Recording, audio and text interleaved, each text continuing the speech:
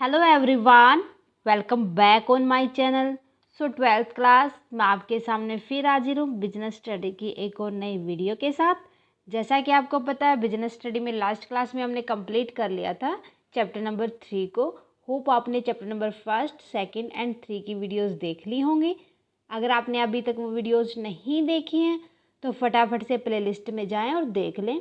Student, आज की class में हम डिस्कस करने जा रहे हैं chapter number 4, planning. So student, आज की क्लास का हमारा टॉपिक रहेगा meaning of planning, features of planning, importance and limitation of planning. So करते हैं start with meaning of planning. Planning का मतलब खाली यही होता है कि मैनेजमेंट की फर्स्ट प्रोसेस होती है। फर्स्टली तो आपको ये याद रखना है कि जब मैनेजमेंट देखा जाता है तो उसकी फर्स्ट प्रोसेस प्लानिंग ही होती है। प्लानिंग का मतलब ये होता है किसी काम को, क्या काम हमें करना है, what to do, how to do, कैसे करें, होम टू डू, कौन करेगा उस काम को। सो ये सारे के सारे जो क्वेश्चन हमारे सराउंडिंग घूमते हैं तो वही प्लानिंग कहलाता है। ओके, सो डेफिनेशन के अंदर देखो, deciding in advance what to do, पहले ही डिसाइड करना एडवांस में कि करना क्या है, हाउ टू डू, कैसे करेंगे उसको, एंड इसके अंदर एक और ऐड कर लेंगे, बाय होम टू डू, कौन करेगा उसको, whom to do. So it is one of the basic managerial function. So सबसे पहले बेसिक मैनेजरल फंक्शन प्लानिंग ही होता है। मीनिंग की बात करते हैं, planning entail deciding what to accomplish. Planning क्या डिसाइड करके चलता है कि हमें करना क्या है, क्या चीज़ अकम्प्लिश करनी है, हाउ टू अकम्प्लिश इट, उसको कैसे करेंगे अहेड ऑफ टाइम, फ्यूचर के अंदर। So it is a fundamental managerial function. So second हो जाएगा मीनिंग के अंदर, इट एंटेल एस्टैब्लिशिंग गोल। क्या दूसरा क्या होता है, जो प्लानिंग है वो गोल को एस्टैब्लिश करके चलती है कि हमारा किसी भी बिजनेस को करने का उद्देश्य क्या है। डिविजिंग स्ट्रेटजीज फॉर अचीविंग दैम, उनके लिए क्या करती है, स्ट्रेटजी बना के चलती है, प्लानिंग करके चलती है, अपनी कुछ रणनीतियाँ तैयार करती है उस ऑब्जेक्ट को पाने के लिए। ओके, वो भी क्या कहलाता है, it's also called planning. The plan that is created must be completed within a certain time frame. Plan ये ही डिसाइड करके चलता है कि जो हमने एक टाइम पीरियड सेट किया गया है उसके अंदर अपने काम को पूरा करना है। ये टाइम इज लिमिटेड रिसोर्स, अगर हमारे पास टाइम लिमिटेड है, it should be use with cogen. तो हमें सबसे पहले ये स्ट्रेटेजी लेके चलनी है, प्लान के अंदर ये डिसाइड करना है कि जो ये शॉर्ट पीरियड हमारे पास थोड़ा सा टाइम है उसके अंदर हम किस तरीके से काम को करेंगे। So that's all planning. Okay, then उसके बाद आता है स्टूडेंट, सबसे पहले हम बात करेंगे इम्पोर्टेंस ऑफ प्लानिंग। प्लानिंग की इम्पोर्टेंस क्या क्या होती है, ये सारी की सारी प्लानिंग की इम्पोर्टेंस होती है। सो हम हर एक को आज की क्लास में ही डिस्कस करने वाले हैं, समझते हैं इनको कि ये इम्पोर्टेंस हैं क्या। So let's start with first importance, planning provide direction, कि हमने जिस भी काम को करना है, जो भी हमारा टास्क है, जो भी हमारा गोल है, वो हमारे माइंड में पहले से क्लियर है। सो अगर हमारा गोल क्लियर है तो उसके ऊपर हम फ्यूचर में काम कर पाएंगे, है ना। काम कर पाएंगे तो प्लानिंग एंश्योर करके चलता है कि हमें किस डायरेक्शन में जाना है, किस डायरेक्शन में हमें स्ट्रेटजीज बनानी है, हमारा डिपार्टमेंट क्या होगा, हम किस तरीके से काम करेंगे, इंडिविजुअली करेंगे हम या मिलकर काम करेंगे। तो ये सारी की सारी प्लानिंग के अंदर ही आती है चीज़ें, और जो प्लानिंग होता है इसलिए कहा जाता है कि वो डायरेक्शन देता है। ठीक है, तो ये बता रखा प्लानिंग क्या करके चलता है, गोल को क्लियरली एंश्योर करके चलता है, स्पेसिफाई करके चलता है। उसके बाद हम उसके लिए जो बेस्ट कोर्स ऑफ एक्शन होता है, जो हमने डिवाइस किया गया है, वो हम अप्लाई करते हैं और उसके लिए स्ट्रेटेजी तैयार कर लेते हैं कि कौन सा काम कहाँ पर होना है, डिपार्टमेंट क्या होगा, इंडिविजुअली करेंगे हम मिलकर काम करेंगे। ओके, देन उसके बाद आता planning reduce the risk of uncertainties. देखो, फ्यूचर हमारा किसके ऊपर डिपेंड होता है, अनसर्टेनिटीज़ के ऊपर डिपेंड होता है, क्योंकि जो हम पहले से भगवान तो है नहीं भाई चेंजेस को जो पहले जो बिजनेस के अंदर होना प्रिडिक्ट कर सके, लेकिन उसके लिए अपने आप को प्रिपेयर ज़रूर कर सकते हैं कि फ्यूचर में अगर रिस्क आता है या हमें लॉस होते हैं तो हम उसको किस तरीके से कंपनसेट करके चलेंगे। ओके, सो सेकेंड हमारी इम्पोर्टेंस यही हो जाती है कि जितने भी अनसर्टेनिटीज़ की वजह से रिस्क होने वाले प्लानिंग उनको रिड्यूस करके चलता है। देन उसके बाद नेक्स्ट आता है planning reduce overlapping and wasteful activity, कि प्लानिंग के अंदर हमने डिसाइड कर लिया कि किस डिपार्टमेंट में कौन सी एक्टिविटी करनी है, उद्देश्य क्या है, किस तरीके का प्रोडक्शन करना है हमें अपनी ऑर्गेनाइजेशन के अंदर, तो हमें इतनी unit with in the 1 month तैयार करनी है। तो जो हमने 1000 यूनिट हमें विद इन 1 मंथ तैयार करनी है, तो जो ये हमने प्लानिंग बनाई है तो ये किस चीज़ को कम कर देती है, ओवरलैपिंग, कि हमारा ना तो ज़्यादा यूनिट बनेंगे और ना ही हम रॉ मटेरियल वगैरह वो हमारा वेस्ट होगा। ओके, जितनी भी इनएफेक्टिव या जितनी भी अननेसेसरी एक्टिविटीज़ होती है उनको एलिमिनेट कर दिया जाता है, और जितनी भी मिसअंडरस्टैंडिंग होती है उनको हम प्रिवेंट करके चलते हैं, क्योंकि पहले से हम डिसाइड कर लेते हैं ना, है ना, उसके लिए स्ट्रेटजीज तैयार कर लेते हैं, प्लान तैयार कर लेते हैं। Okay, so fourth one is planning promotes innovative ideas. Means देखो, फर्स्टली हमने क्या किया, मैनेजमेंट के अंदर प्लानिंग को डाल लिया, तो जो प्लानिंग होता है वो मैनेजर्स को अपॉर्चुनिटी देता है कि जितने भी फ्रेश आइडियाज़ है वो उनको जनरेट कर सके। हाँ, बता भाई तेरा आइडिया क्या है। और अगर हमारे दिमाग में नए नए आइडिया आते रहेंगे तो हमारे जो हम काम करना चाहते हैं वो हमारा टेंजिबल स्ट्रेटजीज के अंदर चेंज हो जाएगा, कि जो स्ट्रेटजीज हम तैयार करने जा रहे हैं वो हमें दिख रही हैं और जो उनका इफेक्ट है वो भी हमें दिखेगा।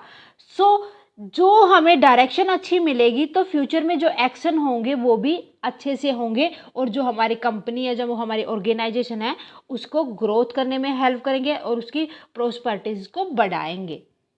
ठीक है, इसीलिए कि जो प्लानिंग है अगर हमने पहले से डिसाइड करके चलते हैं तो एट द टाइम ऑफ भी हमारे दिमाग में जो आइडिया आते हैं हम उनको जनरेट कर पाते हैं और उनको अप्लाई कर पाते हैं। ओके, सो फिफ्थ इंपॉर्टेंस हो जाएगी प्लानिंग फैसिलिटेट डिसीजन मेकिंग। भाई देखो, एक ऐसी सिचुएशन होती है जहां पर हम अपने गोल को पहले से ही फोरकास्ट कर लेते हैं, तो जो फ्यूचर के लिए हमने प्लानिंग कर ली है उसके अंदर अगर हमें कोई भी चेंजेस लेके आना है, किसी भी वेरियस ऑप्शन को हमें अडॉप्ट करना है, तो उसका जजमेंटल हम सेंसेबल तरीके से ले सकते हैं। ठीक है, क्योंकि वो हमें पहले से आइडिया है भाई हमारे पास कितना बजट है, कितना क्या है, कितना किस तरीके से हमें इस एक्टिविटी को आगे करना है ताकि हम उसके अंदर सक्सेसफुल हो। ओके, समझ आ गई importance. So sixth one is planning establishes standard for controlling, कि जो प्लानिंग होता है वो जो कंट्रोलिंग का स्टैंडर्ड है उसको एस्टैब्लिश करके चलेगा। भाई प्लानिंग किसके लिए काम करता है, कंट्रोलिंग के लिए काम करता है ना। सो प्लानिंग से स्टार्ट होके कंट्रोलिंग के ऊपर खत्म होती है हमारी managerial process. That mean planning establish benchmark against the actual performance is assess, कि एक बेंचमार्क होता है कि हमने एक्चुअली में क्या काम करना है।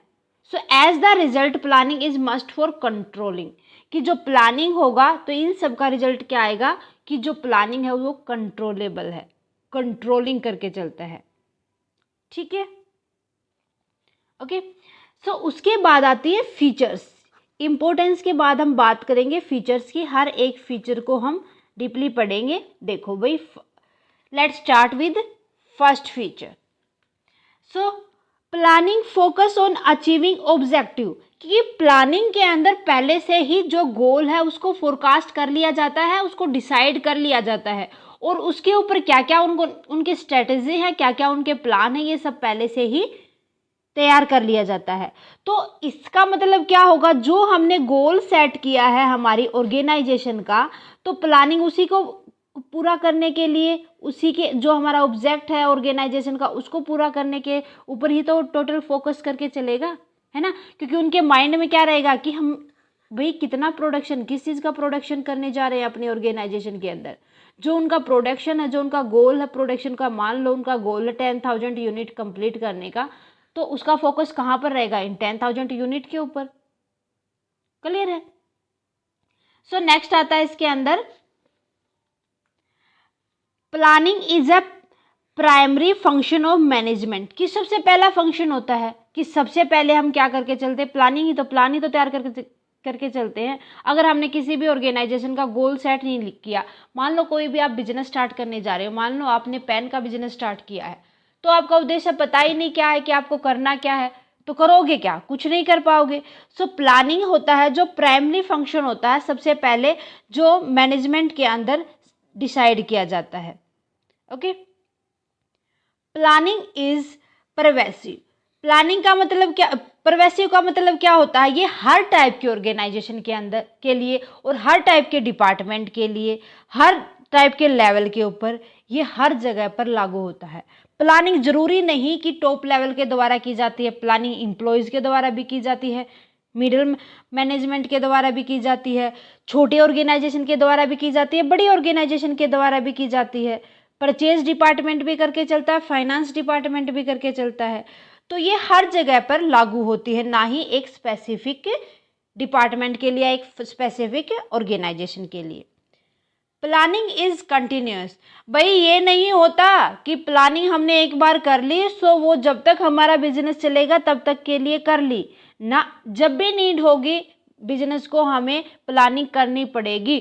टाइम टू टाइम जो प्लानिंग होती है वो साइकिलिंग होती है, ये नहीं कि हमें एक बार कर दे तो जरूरत ही नहीं। भाई स्ट्रेटेजी हमें हर वीक भी हो सकता है, हर डे भी हो सकती है हमारी तैयार करना, हमारी हर मंथ भी हो सकती है, हर ईयर भी हो सकती है। सो जो प्लानिंग होती है कंटिन्यूस चलती रहती है। Okay, so next one is planning is futuristic. Futuristic कैसे होती है भाई, फ्यूचर के लिए ही तो हम सोच के चलते हैं कि ऑर्गेनाइजेशन को इसका बेनिफिट फ्यूचर में होता है। आज जो हमने प्लान बनाए हैं, आज जो हमने स्ट्रेटजीज तैयार की गई है, उनका फायदा हमें आज थोड़ी ना मिलना है, कब मिलना है हमें, फ्यूचर के अंदर मिलना है उनका बेनिफिट। तो ये किसको प्रिडिक्ट करके चलता है, फ्यूचर इवेंट को, फ्यूचर की जितनी भी सिचुएशंस हैं। ओके, तो इसीलिए कहा जाता है जो प्लानिंग होता है वो फ्यूचरिस्टिक होता है। Then next one is planning involves decision making. Planning किनको इन्वॉल्व करके चलता है, डिसीजन मेकिंग को, कि यहाँ पर हमारे पास जो बिजनेस को चूज करने की बहुत ही ज़्यादा वेराइटीज़ होती है, बहुत ही ज़्यादा ऑप्शन होते हैं बिजनेस का, और एक्टिविटी करने के बहुत ज़्यादा ऑप्शंस होते हैं। तो यहाँ पर किसी भी एक स्पेसिफिक नीड प्लान को बनाने की नीड नहीं होती, बल्कि ये हमें यही देखा जाता है सबसे पहले प्लानिंग के अंदर कि हमें किस टाइप का बिजनेस चाहिए। ठीक है, तो यहाँ पर जो डिसीजन की रिक्वायरमेंट होती है वो इन्वॉल्व होके चलती है प्लानिंग के अंदर। Okay, so next one is planning is a mental exercise. दूसरी फीचर, सेवंथ फीचर क्या हो जाएगी कि जो प्लानिंग होता है वो लॉजिकली और जो इंटेलिजेंसी के ऊपर बेस होता है, कि कोई भी बंदा जो भी प्लानिंग करने जा रहा है उसको जरूरत होती है उसकी फोरसाइट की और उसके माइंड लेवल की। ठीक है, तभी तो वो गैस कर पाएगा, चीज़ों को सोच पाएगा, उनका एस्टिमेशन लगा पाएगा। ओके, तो इसीलिए कहा जाता है planning is a mental exercise. Okay, so next आती है लिमिटेशन ऑफ प्लानिंग, कि भाई कमियां क्या क्या होती है प्लानिंग की। सो जो ये कमियां हैं प्लानिंग की वो हम डिस्कस कर लेते हैं। So first limitation is planning lead to rigidity. किसको लीड करके चलता है, प्लानिंग, रेजिडिटी को। अगर हमारा प्लान किसी भी एक अच्छी स्पेसिफिक गोल ऑर्गेनाइजेशन को सेट कर लेता है कि उसका स्पेसिफिक गोल क्या है, कि हमने एक पहले ऑर्गेनाइजेशन को सेट कर लिया कि हम इस चीज़ का काम करना चाहते हैं और उसका हमने गोल को सेट कर लिया, लेकिन यहाँ पर कि जो हमने फ्रेमवर्क तैयार किया है जरूरी नहीं कि वो पूरा होगा, जरूरी नहीं कि जो हमने स्ट्रेटजी बनाई है, प्लान बनाई है, उसी तरीके से उनके ऊपर काम हो पाएगा। तो ये किसके ऊपर डिपेंड करके चलता है, इसीलिए कहा गया है कि इसकी एक वीकनेस यही आती है कि हमने बेशक ही सोच लिया हो सकता है कि उस टाइम पर कोई भी कंडीशन चेंज हो जाए या कोई भी हमारा एनवायरनमेंट के अंदर चेंजेस आ जाए जो कि डायनामिक होता है, वो हमारे हाथ में नहीं होता। मान लो कोई भी ऐसी चीज़ आ जाती है जो क्लाइमेटिकली होती है, तो उस कंडीशन में जो हमने प्लान तैयार किया है वो सक्सेस नहीं हो पाते। तो एक वीकनेस यही आती है, किसको लीड करके चलता है, ये रिजिडिटी को लीड करके चलता है। प्लानिंग में note work in dynamic environment, कि भाई जो प्लानिंग है वो डायनामिक एनवायरनमेंट के अंदर काम नहीं करता, क्योंकि जो डायनामिक होते हैं या जो भी फ्यूचर होता है वो हमारा डायनामिक नेचर का होता है और अनप्रिडिक्टेबल होता है। फ्यूचर में क्या होगा ये हमें नहीं पता।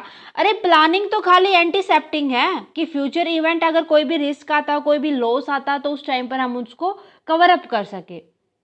ठीक है, फ्यूचर में अगर कोई भी क्लाइमेटिक या एनवायरमेंटल चेंजेस आते हैं तो उसको वो कवर अप नहीं कर पाता। तो ये भी इसकी एक कमी होती है, लिमिटेशन होती है।